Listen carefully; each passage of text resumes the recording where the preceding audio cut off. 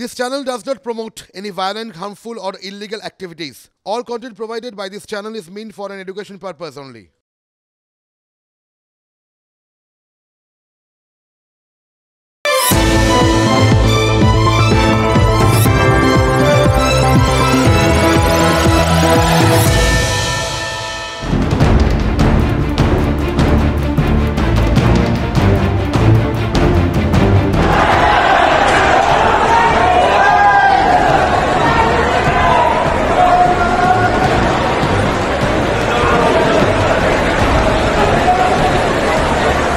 যে ছবিটা দেখলেন সেটা মুম্বাই শহরতলির একটা স্টেশনের ভাসি।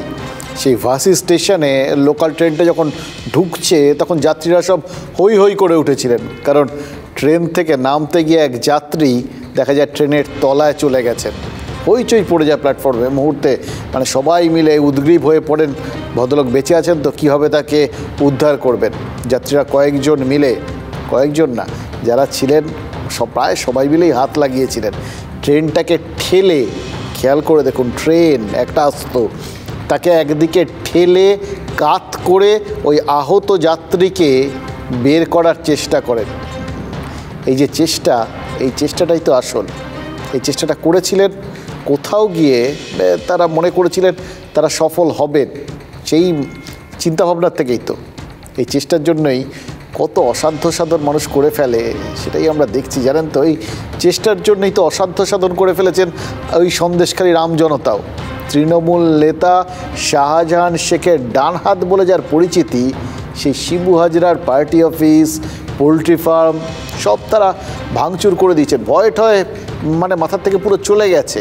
তারা একদম বেপরোয়া হয়ে আগুন লাগিয়ে দিয়েছেন, ভাঙচুর করেছেন। আরেকদিকে আরেক তৃণমূল নেতা উত্তম সর্দার, তিনি আবার ওই শাহজাহানের বাঁহাত বলে পরিচিত। সেই উত্তম সর্দারকেও নাকি জনতা মেরে ধরে হাসপাতালে পাঠিয়ে দিয়েছিল। মানে ভাবুন তো, বাঘের প্রেস্টিজ একেবারে ধুলোয় মিশিয়ে দিতে যা যা করা দরকার তাই নাকি করেছে সেই মানুষগুলো, সাধারণ মানুষগুলো, যারা এতদিন ওই বাঘ বাহিনীর দাপটে মুখ বুজে সব সহ্য করেছে। কিন্তু তারা যেটা করেছে এ তো অসম্মান। এই অসম্মান কি ওই বাঘ বাহিনীর সহ্য হয়?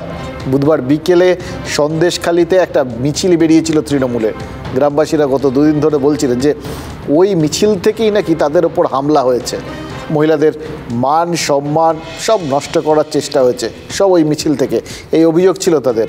আর আজ সন্দেশখালীতে যারা গত কয়েকদিন ধরে প্রতিবাদে সোচ্চার, তারা একটা ভাইরাল ভিডিও তাদের কাছ থেকে আমরা পেয়েছি।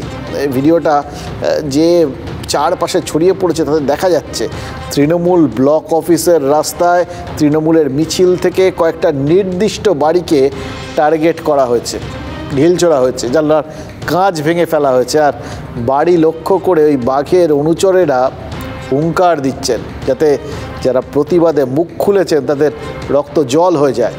এই মিছিলের নেতৃত্বেই নাকি ছিলেন ওই উত্তম সর্দার। তৃণমূলের ব্লক সভাপতি শিবু হাজরার অভিযোগের ভিত্তিতে 111 জনের বিরুদ্ধে এফআইআর নিয়ে বিতর্ক তুঙ্গে।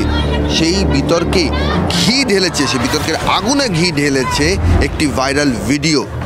আমরা যেখানে দাঁড়িয়ে রয়েছি এই জায়গায় তৃণমূলের যে ব্লক অফিসের কার্যালয় রয়েছে, সেই কার্যালয় থেকে একটি মিছিল বুধবার দিন এখানে এই রাস্তা দিয়েই যায়। সেই মিছিল এই বাড়ির সামনে জমায়েত হয় এবং জমায়েত হওয়ার পর এই বাড়ির এখানকার যে বাঁশ রয়েছে সে সমস্ত বাঁশ সংগ্রহ করে এই বাড়িতে ভাঙচুর করা হয়। এটি দীনেশ দাসের বাড়ি। সেই ভাঙচুরের কাছে যে চিহ্ন রয়েছে সে ভাঙচুর করা হয়, কাছে সে সমস্ত চিহ্ন রয়েছে। আগালি ছিল সেগুলো, সে বাঁশগুলো রয়েছে আমার ওইদিকে, আমি সরিয়ে নিয়ে গেছি, সব তুলে এধার ওধার করছে। আমি বলছি আচ্ছা আপনারা বাঁশগুলো নিচ্ছেন কেন? বলছে মানে কোনো উত্তর নেই, এই আমার কাঁচ টাচগুলো ভেঙেছে। হ্যাঁ, আর ওইদিকে আরো দুটো তিনটা। কারা ভেঙেছে? এরা সব বহিরাগত শিবু হাজরার আশ্রিত দুষ্কৃতী। এরা বলছিল যে 1 মিনিটে ছেড়ে দিন না, আমরা ওদের সাবার করে দেব। সব বাইরের থেকে নিয়ে এসে উত্তম সর্দার এখানে মিছিল করছে। আমাদের খুব বাজে বাজে কাদেরকে খিস্তে দিচ্ছে আমরা জানিও না। সবগুলোকে তাড়িয়ে মার, আমরা এই কথা আমরা শুনে আমরা দৌড়িয়ে আমরা বাড়ির ভেতরে গেছি। ওখান থেকে দেখছি ছুটে আসছে, বলছে পালাও পালাও পালাও। আমরা খালি হাত বুঝতে পারছি না, ছুটে আসছে। আমরা ছুটে ঘরের মধ্যে ঢুকে গেলাম। পড়েও গেছি আমরা, রাস্তায় পড়ে গিয়ে আমাদের লেগেছে। আপনি পড়ে গিয়েছিলেন? হ্যাঁ,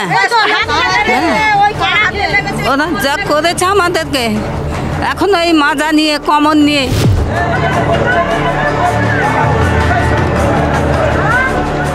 তৃণমূলের মিছিল থেকে যে হামলার মুখে তারা পড়েছিলেন তার ভিত্তিতে এখানকার মহিলারা একটা সোজা প্রশ্ন করছে স্থানীয় থানার কাছে। ফুটেজ দেখে যদি আন্দোলনকারীদের চিহ্নিত করে ধরপাকড় করা সম্ভব হয়, তাহলে যে ভিডিও ফুটেজ ভাইরাল হয়েছে তা দেখে যাদের নাম এখানে করা হচ্ছে তাদের বিরুদ্ধে কেন ব্যবস্থা নেবে না? স্যার আইজাক নিউটন নিশ্চিতভাবেই সন্দেশখালীর নাম তো শোনেননি, কিন্তু সন্দেশখালীর ওই তৃণমূল বাহিনীর কতজন নিউটনের নাম শুনেছেন সেটাও জানি না। তবে নিউটনের থার্ড ল এই সন্দেশখালীর প্রতিবাদীরা কিন্তু হাতে কলমে পরীক্ষা করে নিয়েছেন, তারা টের পেয়ে গেছেন।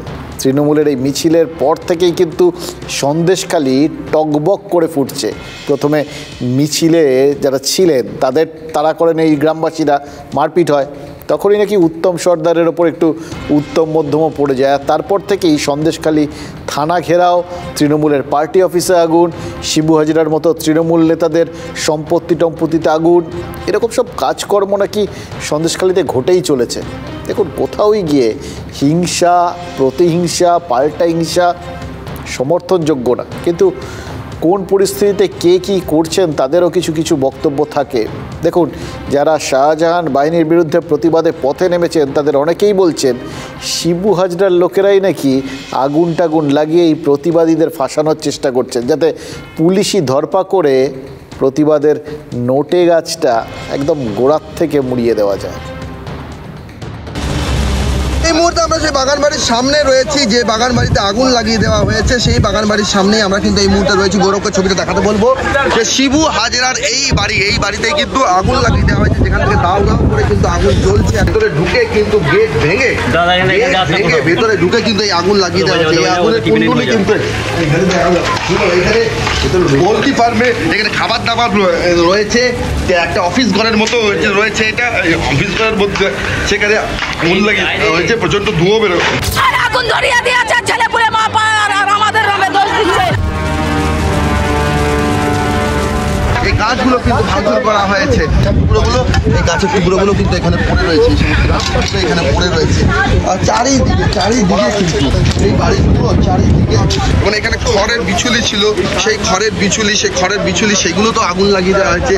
আগুন আমরা ধরাইনি, ধরিয়েছে শিবু হাজরার সাকেতেরা আর প্রশাসন এখানে করিয়েছে। আমি দেখেছি ভোরবেলাতে 3 জন সিভিক ঢুকেছে, ঢুকে এখানে দাঁড়িয়ে থেকে আগুনটাকে ধরি।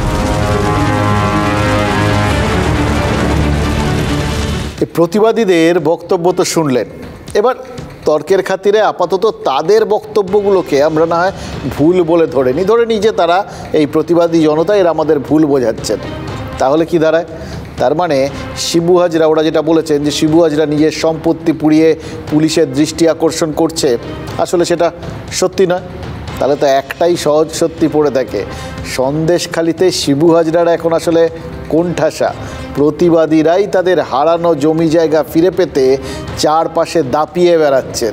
প্রতিবাদীদের এই ভয় কেটে যাওয়া, রুখে দাঁড়ানো, এই প্রচারটা তো সন্দেশখালীর বাঘ আর তার দলবলের জন্য খুব একটা ভালো বিজ্ঞাপন নয়। মানে নিজেদের জমি হারানোর এই খবর কেউ কি ফলাও করে প্রচার করে? অবশ্য করতেও পারে, যদি কারোর মনে হয় যে এরকম গণপ্রতিরোধের পর এলাকায় হারানো জমি ফিরে পাওয়াটা তাদের পক্ষে নেহাতি অসম্ভব।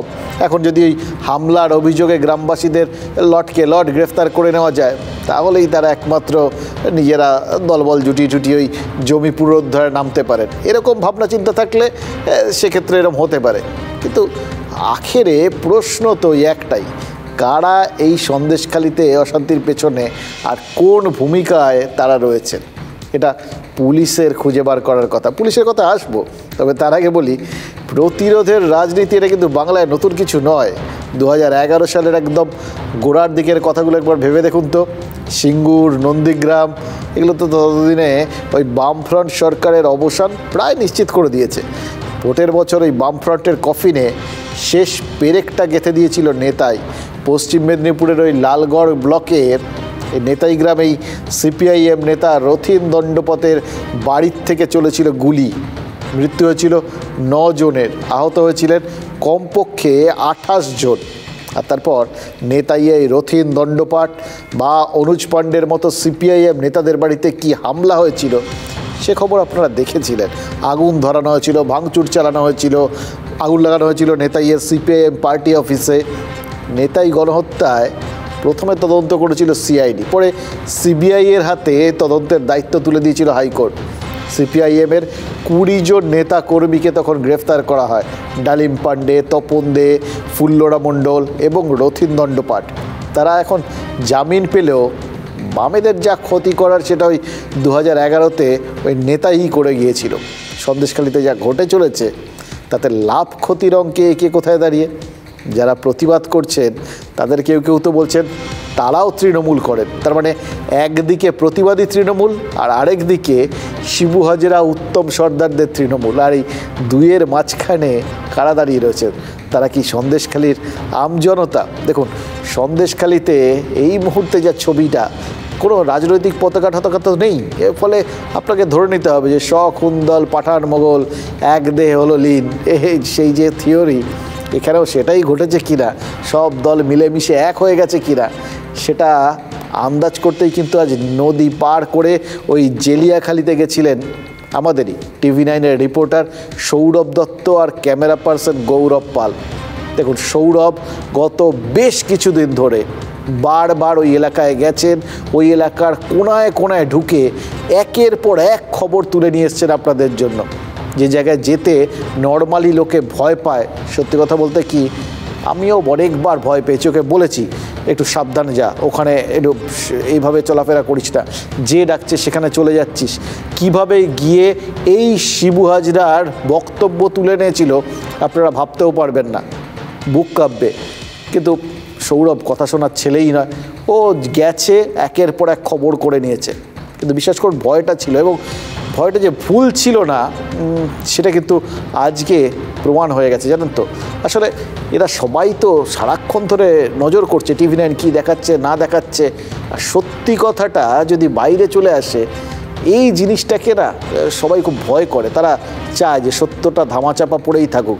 তাই জন্যই আজ ওখানে জেলিয়াখালিতে প্রথম থেকেই তারা দেখছিল একটা টোটো করে যাচ্ছিল, মানে একটা জায়গার পর আর গাড়ি যায় না, সেই তারপর বিভিন্নভাবে নদী পার হয়ে টোটো ফোটো করে সেখানে তো যেতে হয়। সেই টোটো করে তারা যখন যাচ্ছিল রাস্তার মধ্যে টোটো থামিয়ে ফলো করে ওই বাঘের অনুচর কিছু ফেউ তারা আমাদের সৌরভ আর ক্যামেরা পার্সন গৌরব এই দুজনকে ধরে মারধর করেছে, আমাদের ক্যামেরা ভেঙে ওই ভেরিতে ফেলে দিয়েছে। ভেরিতে ফেলে দেওয়াটা নাকি এই এলাকার খুব প্রিয় খেলা, জানেন তো। ভাগ্য ভালো ক্যামেরা ফেলেছে আর কাউকে নয়। দেখুন, যারা সৌরভ আর গৌরবকে আজ মেরেছে তারা ফেলে দিতে পারতো, ওই ভেরিতে ফেলে দিতে পারতো, এতে তারা অভ্যস্ত। কিন্তু বিশ্বাস করুন এদের একটাই পরিচয় আমাদের কাছে, তারা দুষ্কৃতী। সেই দুষ্কৃতীদের নাম জানতে কিন্তু আমাদের খুব বেশিক্ষণ লাগেনি। হামলাকারী গুন্ডাদের মধ্যে আমরা দুজনের পরিচয় তো জেনেই গেছি, এবং সেটা মিনিট দশেকের মধ্যে। সামাদ মোল্লা আর নিশিকান্ত বর এই দুই তৃণমূল কর্মী ওই একই বাইকে ছিলেন, এবং পুলিশ প্রশাসনও তারা এই ছবি দেখে এই বিষয়টাকে নিশ্চিত করে দিয়েছেন। আর তাদের কাছ থেকে খবর নিয়ে আমরা জেনেছি যে সামাদ আর নিশিকান্ত এই দুই পোষ্য দুষ্কৃতী শিবু হাজরার একান্ত আপন, এবং এলাকায় তৃণমূল কর্মী বলেই নাকি পরিচিত। শিবু হাজরার এই আপনার ছবি উঠছে না, আপনি বলুন। বন্ধই আছে তো, এখানে দাঁড়াবো তো, বন্ধ আছে, বন্ধ আছে, বন্ধ আছে, চলে যাচ্ছি। TV9-এর সাংবাদিক তার ক্যামেরাও বোধহয় ফেলে দিয়েছে, ভেঙে দিয়েছে, ইত্যাদি ইত্যাদি। এবারে খুবই খারাপ কাজ।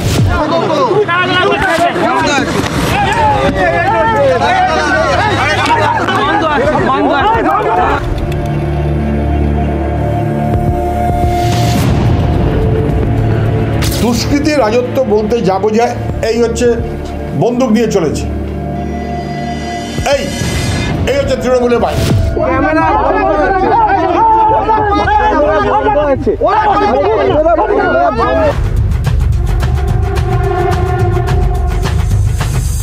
কোনো সময় সংবাদ মাধ্যমের উপর আক্রমণ আমরা কোনোদিন সমর্থন করি না। চারদিক থেকে বাইক দিয়ে ঘিরে ফেলে, বাইক দিয়ে ঘিরে ফেলার সময় একটি ছেলে সাদা টি শার্ট, গোল গলা টি শার্ট, সে সবচেয়ে বেশি আক্রমণাত্মক ছিল, আগ্রাসী মনোভাব তার মধ্যে ছিল, সেই সর্বপ্রথম হাত তোলে। এখানে দাঁড়াবো তো, বন্ধ আছে, বন্ধ আছে, বন্ধ আছে। সংবাদ মাধ্যমের উপরে আক্রমণকে সমর্থন করে না, সঠিক যেটা সেটা তুলে ধরে, সঠিকটা তুলে ধরেন, সঠিক থেকে অবশ্যই তুলে ধরেন আপনি। অকথ্য ভাষায় গালিগালাজের সঙ্গে তারা কিন্তু মারধর কিন্তু শুরু করে। মারধর শুরু করার সময় তারা একটা কথাই বলতে থাকে যে শিবু হাজরাকে বদনাম করা হচ্ছে, শিবু হাজরাকে বদনাম করা হচ্ছে, শিবু হাজরার বিরুদ্ধে এই খবরগুলো যেগুলো হচ্ছে শিবু হাজরা বদনাম হচ্ছে, কেন এইগুলো হবে। আমি বলছি বারবার ক্যামেরা চলছে না, তারপরে ক্যামেরার লাইট ধরে ক্যামেরার লাইট ভেঙে ফেলে ছুঁড়ে ফেলে। পাশে নদী ছিল, সেই নদীর মধ্যে অনভিপ্রেত। আর দ্বিতীয়ত হচ্ছে ললেস অবস্থা হলে যা হয় তাই হচ্ছে। আমরা তীব্র ভাষায় এর নিন্দা করছি, তীব্র ভাষায় আমরা নিন্দা করছি। সাংবাদিকদের স্বাধীনতা থাকা উচিত, কারণ তারা গণতন্ত্রের একটা প্রধান স্তম্ভ। যারা এই কাজ করেছে আমি আশা করব পুলিশ প্রশাসন তাদের বিরুদ্ধে ব্যবস্থা নেবে।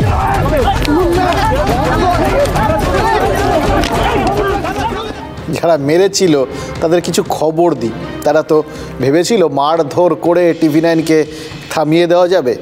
টিভি9 সে তো এই ছেলেপুলেগুলো যাদের দেখলেন, এই আমাদের সৌরভ, এই আমাদের গৌরব, এরাই তো আমাদের টিভি9, এরাই তো টিভি9, এলাকাতে তারাই টিভি9।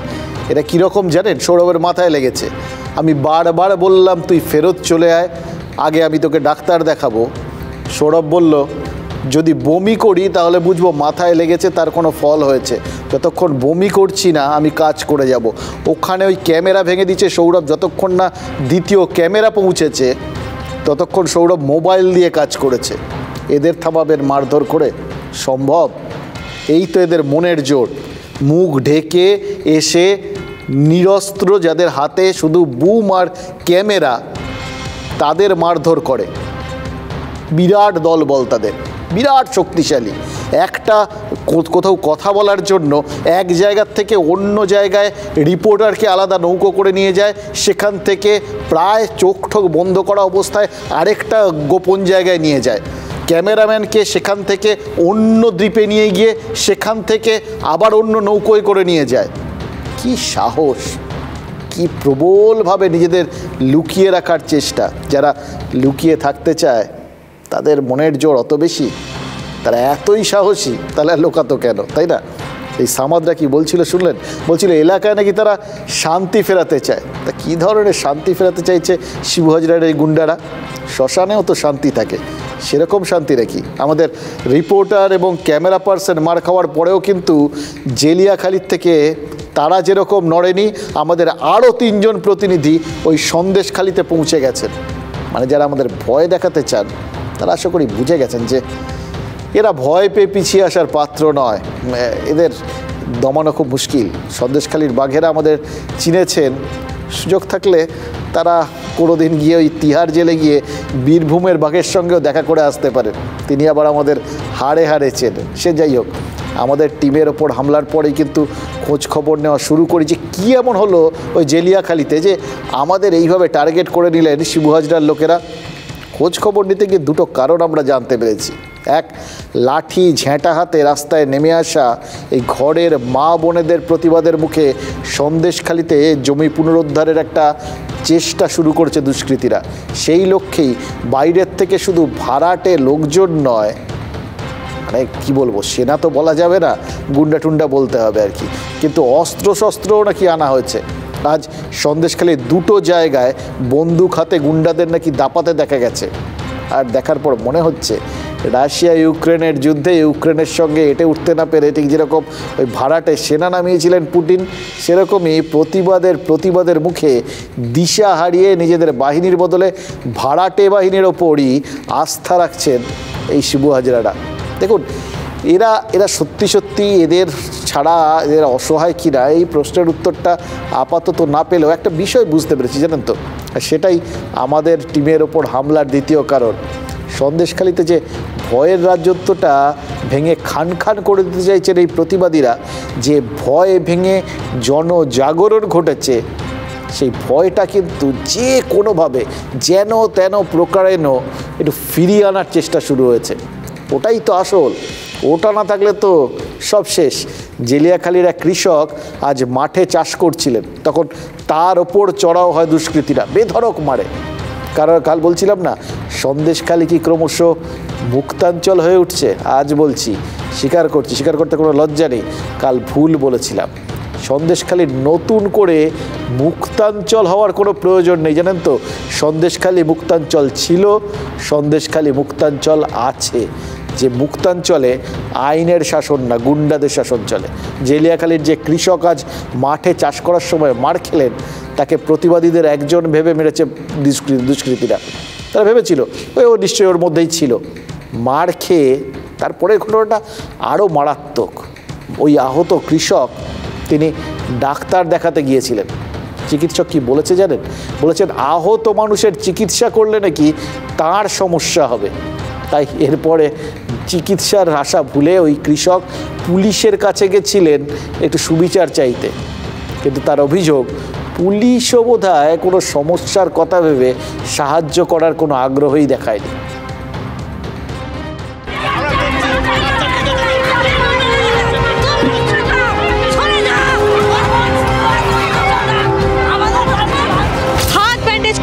তাকে মারধর করা হয়েছে যেভাবে, তিনি জমিতে কাজ করতে গিয়েছিলেন, ফেরার পথে শিবু হাজরা লোকজন তাকে এইভাবে মেরে এখন ফেলে রেখে গিয়েছে। আমি ওই জমি কাজ করে উঠে গিয়ে দেখতে গেছি, আর ওরা এসে বাইক মেরে গিয়ে তিনজন এসে শিবু হাজরার লোক। আপনাকে কেন মারলো? আমি চুপে দাঁড়িয়ে আছি, ছুটে এসে বল মারতে এসেছো, ঘর দর পড়াতে এসেছো, ওই জন্য বলে আমার ছুটে এসে মারতে এসেছে, মেরেছে আমার এসে। আপনাকে কোথায় মেরেছে? আমার এই তো এখানে মেরেছে, পিঠের চালে টুন লেগেছে, আর এই দাবনায় আর এই মাথাটা লেগেছে। সে ডাক্তার আমার দেখায়নি, বলে আমার দেখালি আমার শরীর আমার অসুবিধা হবে। মানে চিকিৎসক বলছেন তিনি যদি আপনার ট্রিটমেন্ট করেন তাহলে তার অসুবিধা হবে বলে আমাদের ট্রিটমেন্ট করিনি। আমাদের এই আপনার পায়ে কি ভেঙে গেছে না পা ফুলে গেছে? মেরেছে বাড়ি, শুধু বাড়ি মেরেছে, পা আমি এখন চাকাতে পারছি, ফুলে গেছে। কি হয়েছে? এইটার ফুলে আছে, এইটার খুব ফুলে আছে, পা তুলতে পারছি। শিবু হাজরা লোকজন কি এরকম করে বেড়ায়? হ্যাঁ, করে বেড়ায় এরকম। উরির দ্বারা সব কিছু হচ্ছে, ওর দ্বারা সব কিছু হচ্ছে। যারা মেরেছে তাদের নাম বলতে? তার নাম হচ্ছে রামু, আর কি নাম ভুলে আমার ভাইপো জানে, রামু আর পিমড়েখালি বাড়ি। কি অভিযোগ করেছেন? থানার পুলিশরা ছিল কাছে, ওরা কোনো দেখিয়ে করিনি। পুলিশ এখন এসেছিল এখানে? হ্যাঁ, পুলিশ ওখানে ছিল। আপনি বলেছিলেন? হ্যাঁ, বলতেন, বলে আমাদের মারধর করতে, তোমরা কোনো তারাই আবার দেখেন ঘুরে ঘুরে মারতে আসতে চলো পুলিশরা। এই কৃষকের অভিযোগ, তার অভিযোগ নিতে পুলিশ নিষ্ক্রিয় ছিল, শুনলেন তো। সেজন্য সন্দেশখালী থানাকে আগাপাস্তলে নিষ্ক্রিয় ভেবে বসবেন না যেন। ওখানকার পুলিশ সক্রিয় হতেও জানে, কাজ করতেও জানে, সময় আর ক্ষেত্র বিশেষে। এবং যখন তারা কাজ করে তখন কিন্তু প্রবল সক্রিয় হয়। বুধবার ভোর রাতে প্রায় 3টের সময় নাকি ওই সন্দেশখালী থানায় গিয়েছিলেন শিবু হাজরা। 100রও বেশি প্রতিবাদী গ্রামবাসী আর বিরোধী কয়েকজন নেতার নামে এফআইআর দায়ের করেছেন তিনি। আর শিবু হাজরার এফআইআর পাওয়ার ঘন্টা 7 মধ্যে, ভোরবেলা 7 সকালের মধ্যে, মানে 3টের থেকে 7টা, সকাল 10টা, এর মধ্যেই পুলিশ 3 জন আন্দোলনকারী তাদের গ্রেফতার করে ফেলেছে। তাদের বিরুদ্ধে কড়া ধারায় মামলাও প্রায় সঙ্গে সঙ্গে দায়ের করে দিয়েছে। ভাবুন, এই সন্দেশখালী থানায় কিন্তু ওই উত্তম সর্দার বা শিবু হাজরাকে হাতে পেয়েও ধরেনি, মানে বুধবার উত্তম সর্দারকে জনতার হাত থেকে উদ্ধার করে হাসপাতালে তো নিয়ে গেছিল পুলিশই, তাদের হাতেই তো ছিল। আর শিবু হাজরা তো শুনলেন সন্দেশখালী থানায় পায়ের ধুলো দিয়ে নিজেই গিয়েছিলেন। অথচ এই দুজনের বিরুদ্ধে পুলিশে অনেক অভিযোগ রয়েছে, নির্দিষ্ট অভিযোগ থাকা সত্ত্বেও এদের কেন ধরতে পারছে না পুলিশ? তাই থানার সামনে আজ চুরি হাতে হাজির হয়েছিলেন প্রতিবাদী মহিলারা। ভাবি জানেন তো, পুলিশ কেন যে বারবার এভাবে যেচে যেচে বিব্রত হতে চায় কে জানে, কি আনন্দ পায়। এডিজি আইন শৃঙ্খলা মনোজ বর্মা অবশ্য বলেছেন তারা নিরপেক্ষ তদন্ত চালাচ্ছেন, গ্রামবাসীদের অভিযোগকে সমান গুরুত্ব দেওয়া হচ্ছে, ধরপাকড় হচ্ছে সমান তালে হচ্ছে, পরিস্থিতি আন্ডার কন্ট্রোল। এই যে কোনো রং না দেখে পদক্ষেপের কথা পুলিশ কর্তাদের বলতে হচ্ছে, এটাই তো সবথেকে বড় কথা। চোখে আঙুল দিয়ে দেখাচ্ছে যে পুলিশের ভাবমূর্তি বাঁচাতে কত কষ্ট করতে হচ্ছে তাদের, পুলিশের ওপর ভরসা থাকছে না বুঝেই কি রাজ্য সরকার জানিয়েছে যে সন্দেশখালীর ঘটনায় কাউকে ছাড়া হবে না। গ্রামবাসীরা কিন্তু বলছেন দু দলের অভিযোগেই পুলিশ ব্যবস্থা নিচ্ছে, কিন্তু সেটা শুধু এক দলের বিরুদ্ধে। লাঠি রড দিয়ে এবং লাঠি বাঁশ দিয়ে তারা কিন্তু সন্দেশখালী থানা ঘেরাও করেছে। তাদের একটাই দাবি, যাদেরকে গ্রেপ্তার করেছে তাদেরকে ছাড়তে হবে।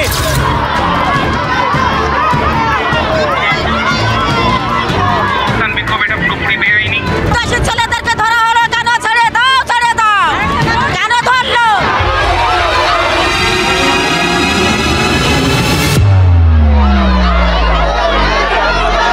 বাকি এখন কেস হচ্ছে, তদন্ত হবে, আর যে দুষ্কৃতরা আছে ওদেরকে ছাড়া দেবে। আন্দোলন করেছে বলে, প্রতিবাদ করেছে বলে তারপর তার জন্য ধরা। পুলিশেরা ঘুষখোর, পুলিশেরা ঘুষ খেয়েছে। কেন ঘুষ খেয়ে আমাদেরকে, মহিলাদেরকেও মেরেছে, আমাদেরকে মেরেছে। ওদের গ্রিভান্স আছে, আমরা রিজলভ করব, কিন্তু যদি কেউ আইন হাতে নেবে ওর এগেন্সে অনেক কড়া পদক্ষেপ নেওয়া হবে। সিপিআইএমের রাজ্য কমিটির সদস্য সহ আমাদের কর্মীদেরকে এবং ওখানকার যে মা বোনেরা এগিয়ে এসছেন, মহিলারা এগিয়ে এসছেন, যে মানুষগুলো প্রতিবাদ করছে তাদের নামে মিথ্যা মামলা করছে।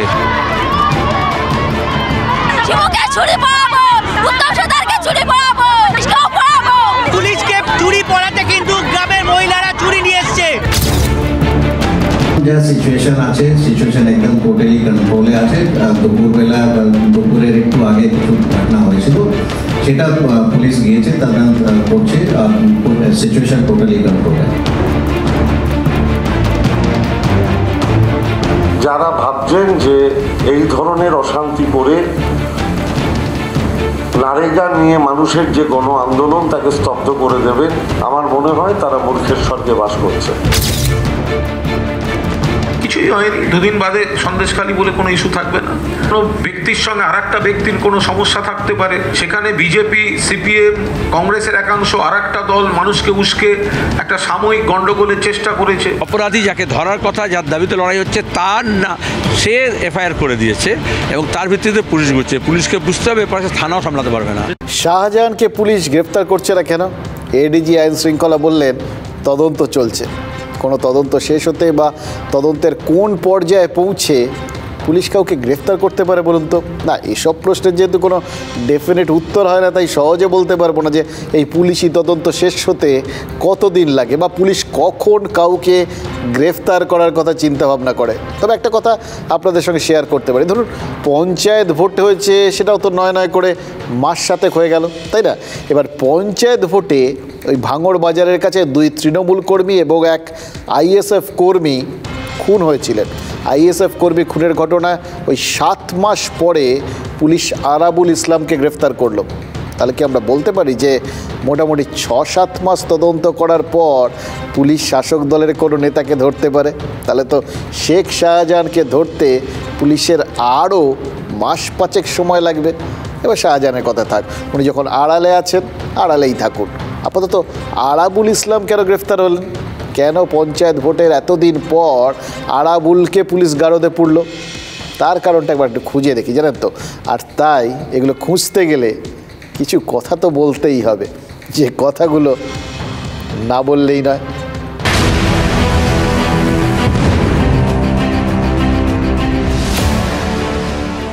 দেখুন, যখন সাংবাদিকতা শুরু করি না তখন প্রিন্ট মিডিয়ায় কাজ করতাম, তখন ঠোঙার খবর বলে মানে খবর ঠোঙা হয়ে গেছে এরকম কথা আমাদের মাঝে মধ্যেই শুনতে হতো। হয়তো একটা পুরনো খবর জানতাম না, হয়তো এসে বলেছি বসকে যে এরকম একটা খবর আছে, সে উনি বলতেন যে এরকম খবরটা ঠোঙা হয়ে গেছে। অর্থাৎ খবরের কাগজ ওই রদ্দির দোকানে বিক্রি হওয়ার পর তা দিয়ে ঠোঙা তৈরি হয়ে যায়, আর সেই ঠোঙার গায়েও তো খবরই লেখা থাকে, কিন্তু সেই খবরের আর কি কোনো মূল্য থাকে? খবর বাসি হলেই সব শেষ।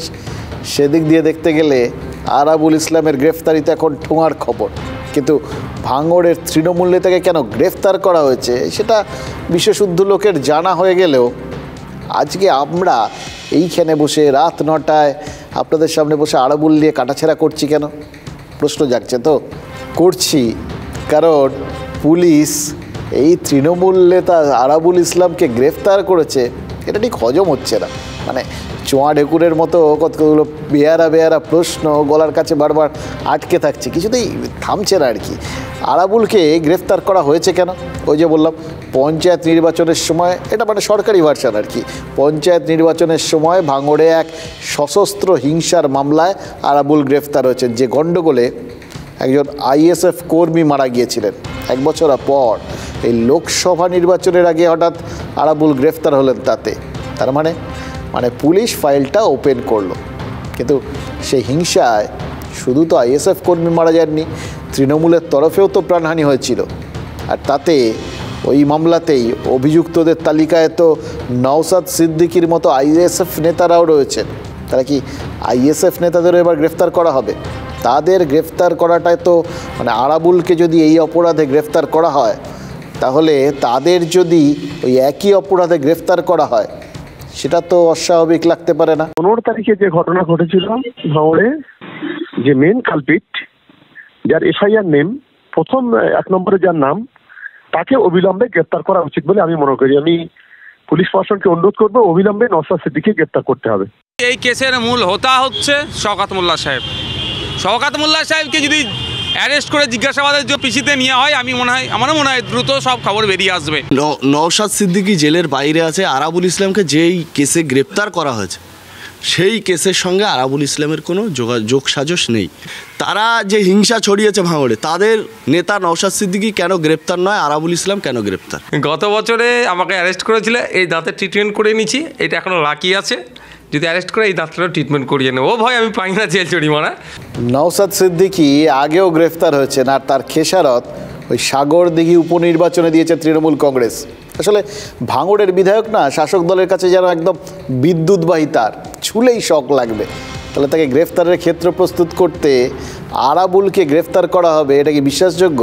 দেখুন, সাদা চোখে তো নয়, তবে রাজনীতির চশমা পড়ে যদি দেখি, দেখুন নওশাদ সিদ্দিকী ডায়মন্ড হারবার থেকে ভোটে লড়ার সিদ্ধান্ত নিয়ে বসে আছেন। এবার ডায়মন্ড হারবারে সেখানে তো আবার অভিষেক বন্দ্যোপাধ্যায় রেকর্ড ভোটে জিততে চান, কিন্তু রাজনীতির খবর যারা রাখেন তারা জানেন নওশাদ দাঁড়ানো মানে ওই সংখ্যালঘু প্রধান ডায়মন্ড হারবারে অনেক অঙ্কই ওই ভোট কাটাকুটিতে এদিক ওদিক হয়ে যেতে পারে। একদম সম্পূর্ণ অন্য মামলায় যদি নওশাদ গ্রেফতার হন, ডায়মন্ড হারবার কিন্তু সেদিক থেকে অনেকটাই নিষ্কণ্টক হয়ে যাবে। ফলে রাজনীতিকরা একটা অন্য চোখে দেখছেন গোটা ব্যাপারটাকে। আরাবুল গ্রেফতার হওয়ার পরেই তাই শুনলেন নওশাদকে নিয়ে প্রশ্ন উঠে গেছে, বিশেষ করে ফুরফুরা শরীফের পীরজাদা গ্রেফতার হলে ভোটে তার প্রভাব কিভাবে পড়ে সেটা কিন্তু আমরা দেখে নিয়েছি, তাই আলোচনাটা আরও বেশি হচ্ছে। তবে শুধু কি ডায়মন্ড হারবার, আরও একটা লোকসভা কেন্দ্রের কথা কি আমরা ভুলে যাচ্ছি? ভাঙড় যাদবপুর লোকসভা কেন্দ্রের গ্রামীণ বিধানসভা। প্রত্যেকবার এই ভাঙড় কিন্তু তৃণমূল প্রার্থীকে এমন লিড দেয়, তিনি ওখানেই ধরাছোঁয়ার বাইরে চলে যান, আর সেই লিড এনে দেন আরাবুল ইসলাম। এবার আরাবুল ইসলামকে তাহলে লোকসভা নির্বাচনের আগে গ্রেফতার করা হলো কেন? তৃণমূল থেকে যা খবর পাওয়া যাচ্ছে, কালীঘাটে নাকি আরাবুলের বিরুদ্ধে অনেক অভিযোগ জমা হয়েছিল, আর ভাঙড়ের তৃণমূল কর্মীরা দলে দলে তৃণমূল থেকে নাকি আইএসএফে চলে যাচ্ছিলেন, তোলাবাজির অভিযোগ আসছিল এবং তাতে দলীয় নেতৃত্ব বিরক্ত হচ্ছিল। লিড নিয়েও কি তাহলে সংশয় তৈরি হচ্ছিল? তাই কি কয়েকদিন আগে আরাবুলের নিরাপত্তা তুলে নেওয়া হয়, যদিও কয়েকদিন পর শওকতের অনুরোধে আবার সেই নিরাপত্তা ফিরিয়েও দেওয়া হয়। ভাবুন, নিরাপত্তা ফিরে এলো কিন্তু আরাবুল গ্রেফতার হয়ে গেলেন। আরাবুলকে গ্রেফতার করে তাহলে কি দলত্যাগী কর্মীদের ফিরে আসার নিমন্ত্রণপত্র পাঠানো হলো, আর শওকতকে ভাঙড়ে ফ্রি হ্যান্ড দেওয়া হলো।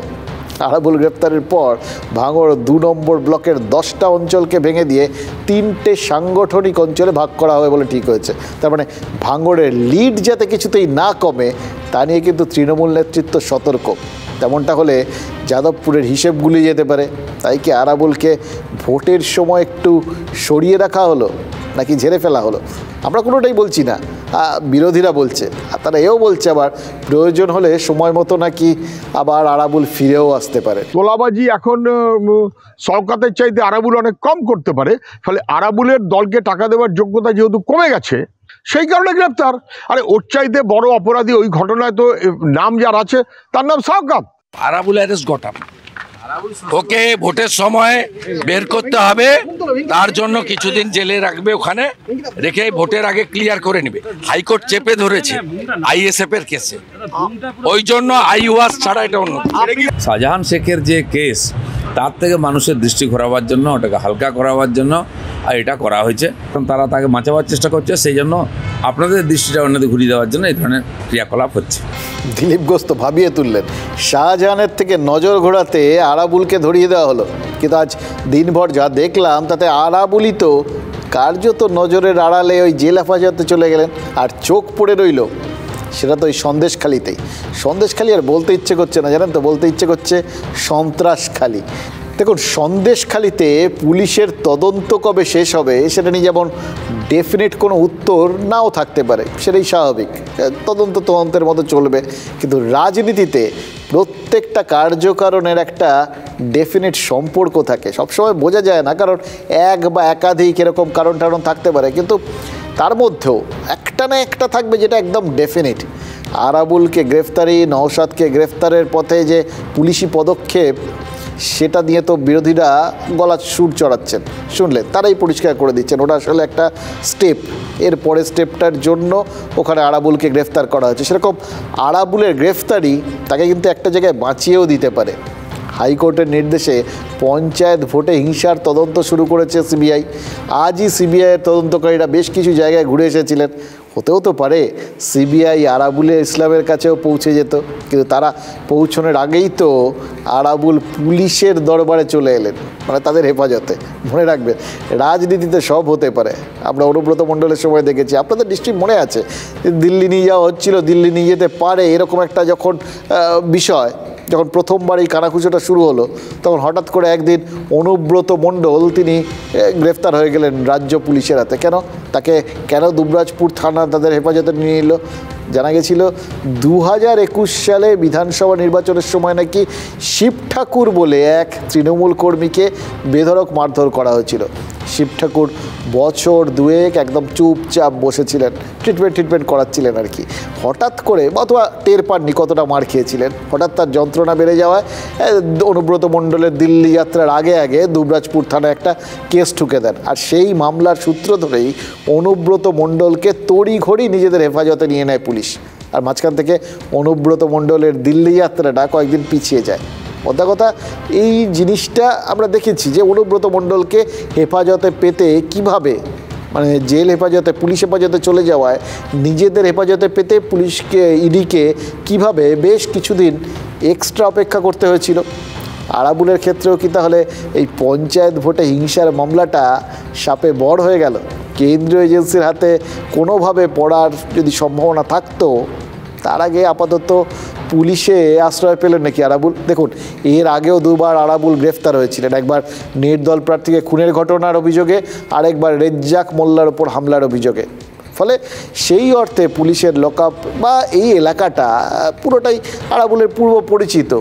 কিন্তু ওই কেন্দ্রীয় তদন্তকারীদের ব্যাপারটা তার তো এখনও অদেখা, অচেনা, তাই না? জলের বাইরে যেরকম মাছ খাবি খায়, নেতারাও সম্ভবত চেনা পরিবেশের বাইরে ঠিক স্বস্তি বোধ করেন না। দেখুন, এই বসিরহাটের সাংসদ নুসরত জাহানকে, সন্দেশখালিটা সেটাও তো আবার ওই বসিরহাট লোকসভা কেন্দ্রেরই অন্তর্গত। এত কিছু হচ্ছে, বললাম সন্দেশখালি সন্ত্রাসখালি হয়ে গেছে, কিন্তু সাংসদকে দেখেছেন? নুসরাতের কাছে বোধহয় ওই সন্দেশখালি হোক সন্ত্রাসখালি হোক পুরোটাই অচেনা অজানা। না হলে সাংসদ নুসরাত এতদিন হয়ে গেল, মানে দেখুন কবে থেকে চলছে এই সমস্ত গণ্ডগোল, একবারও কেন এই সন্দেশখালিতে যাওয়ার সময় পেলেন না? তুমি কি সন্দেশখালিতে যাচ্ছ? কাল দিনভর সেখানে উত্তপ্ত পরিস্থিতি, গ্রামের মহিলারা বেরিয়ে আসছেন, বিক্ষোভ দেখাচ্ছেন। তুমি সন্দেশখালিতে যাচ্ছ? সেলফি তুলতে ব্যস্ত এরা জনপ্রতিনিধি নাম কাওয়াস্তা হয়েছে। জনপ্রতিনিধি যে যা কাজ, সাধারণ মানুষ আজকে সমস্যায় আছে, সে সন্দেশখালী থেকে শুরু করে বা বাদুড়িয়া থেকে শুরু করে তার নির্বাচনী ক্ষেত্রে মানুষের অভাব অভিযোগগুলো তো যেমন পার্লামেন্টে তুলে ধরবে, সাথে সাথে যে কোনো মানুষ সমস্যায় পড়লে তাদের পাশে গিয়ে দাঁড়ানো একটা জনপ্রতিনিধির কর্তব্য, কিন্তু সে দাঁড়াবে না।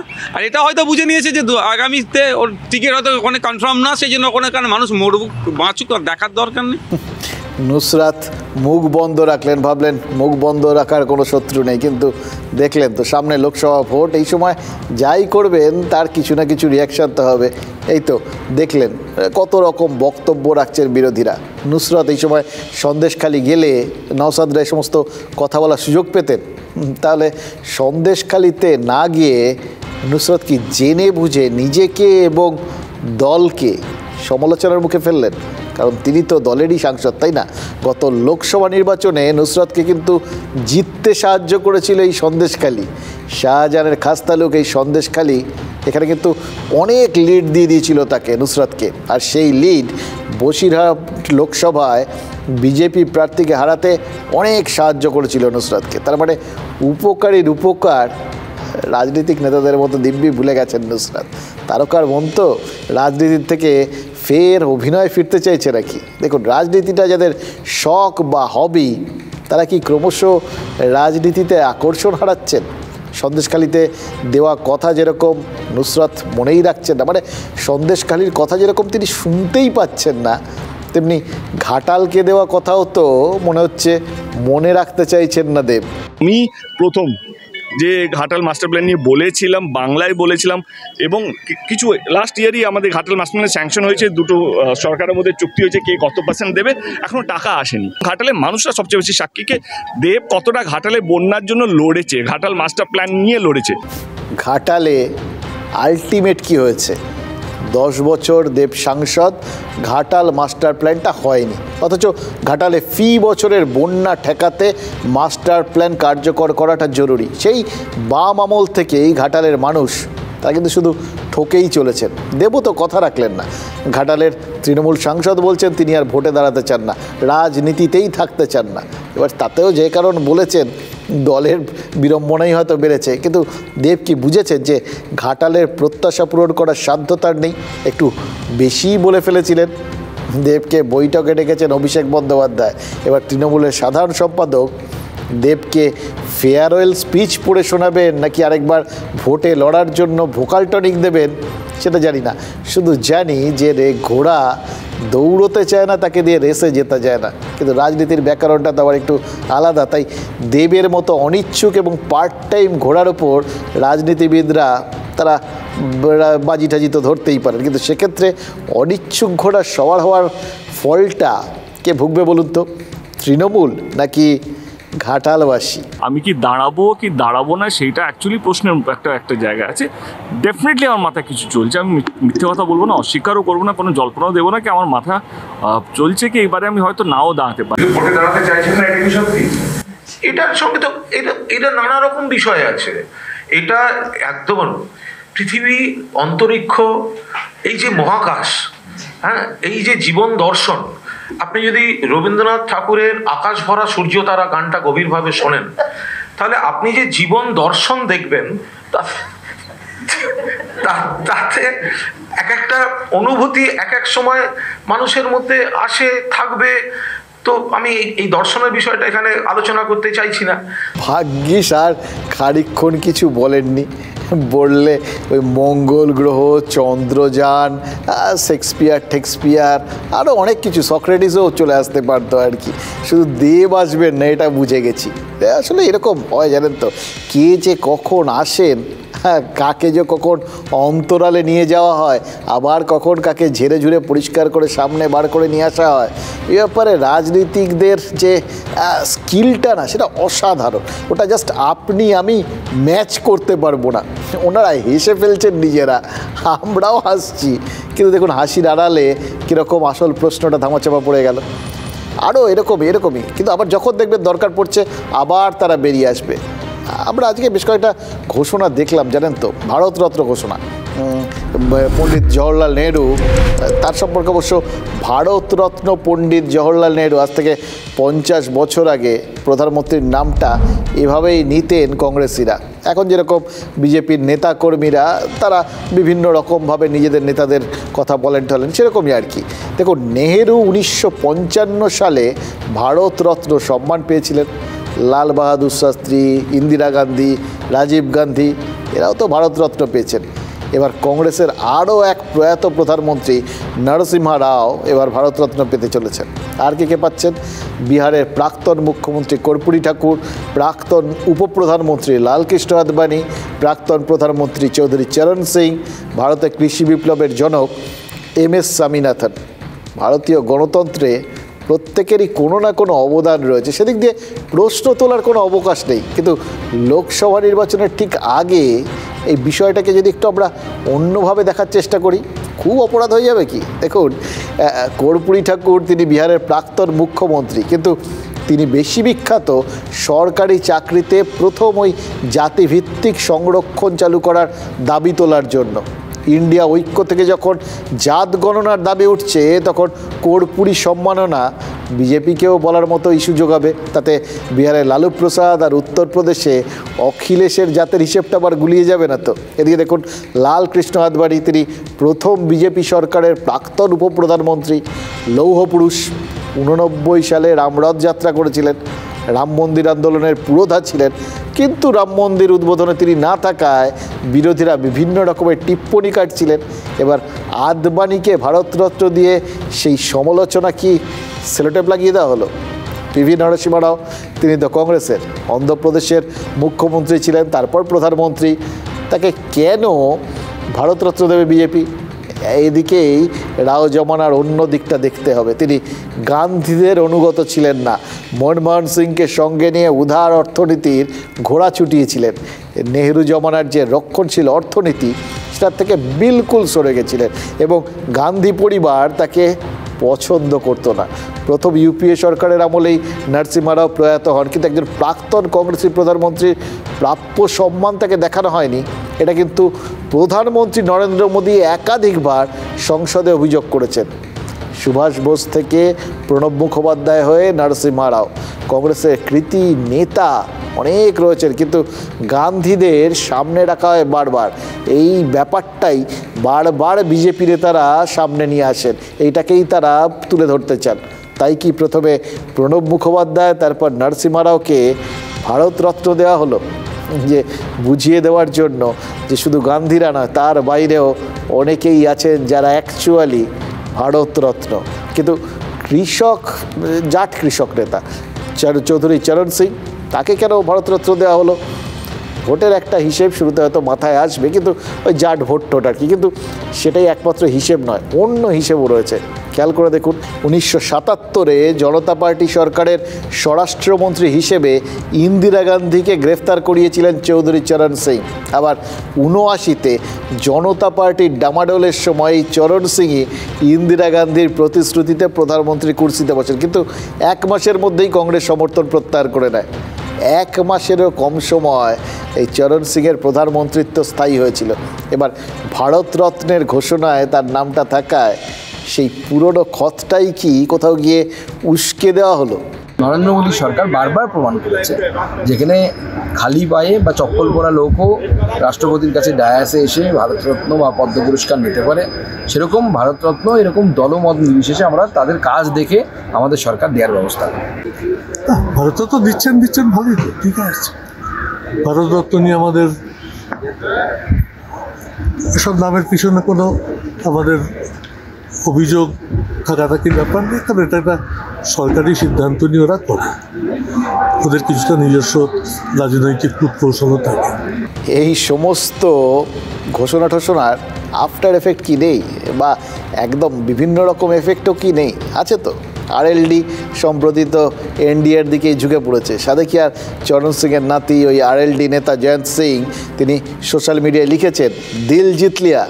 মোদি কি শুধু মনই জিতলেন, নাকি ভোটও জিতলেন, নাকি বিরোধী ভোটও একই সঙ্গে একটু ঘেঁটে দিলেন?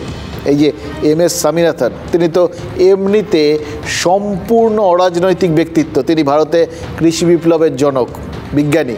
তাকে ভারতরত্ন দিয়ে ভাবতেই তো পারেন যে এই ক্ষেত্রে রাজনৈতিক দিক দিয়ে কী লাভ, কেন সব কিছু রাজনীতির মতো করে দেখছি। বুঝিয়ে দিচ্ছি। স্বামীনাথন তামিলনাড়ুর মানুষ, যে রাজ্য এবার বিজেপি আশা করছে যে তারা চমকে দিতে পারবে আর কি। দ্রাবিড় রাজনীতি আর গোবলের রাজনীতির মধ্যে স্বামীনাথন কি সেতু হতে পারেন? হতেই পারেন।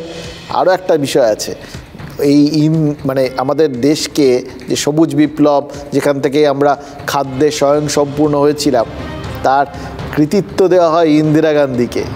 কংগ্রেস এটা প্রচার করে। এবার স্বামীনাথনকে সম্মান দিয়ে ভোটের মুখে দেশবাসীর সামনে কিন্তু আরেকটা ইতিহাস খাড়া করে দেওয়া গেল। ইন্দিরা নন, ইনি সবুজ বিপ্লবের আসল রূপকার। ঠিক যেভাবে কদিন আগে ওই ৭১-এর যুদ্ধ নিয়ে শ্যাম বাহাদুর সিনেমাটা মুক্তি পেয়েছে, সেটাও তো মুক্তিযুদ্ধের একটা অন্য ইতিহাসকে আমাদের সামনে তুলে ধরেছে। তার মানে ভারতরত্ন বাছাইয়ের আপনি যদি চেষ্টা করেন তাহলে অন্য অনেকগুলো দিকও দেখতে পারবেন। বলছি না এগুলোই কারণ, কিন্তু দিকগুলো নজর এড়াবে না। আর চয়েসগুলো এমন যে ভোটের মুখে কেউ সমালোচনাও করতে পারবেন না। রাজনীতির রং না দেখেই যোগ্যকে যথাযথ সম্মান জানাতে জানে মোদী সরকার। বিজেপি কিন্তু ইতিমধ্যেই কথা প্রচার করতে শুরু করেছে। কিন্তু সত্যিই কি রাজনীতি এতটাই বেরঙ?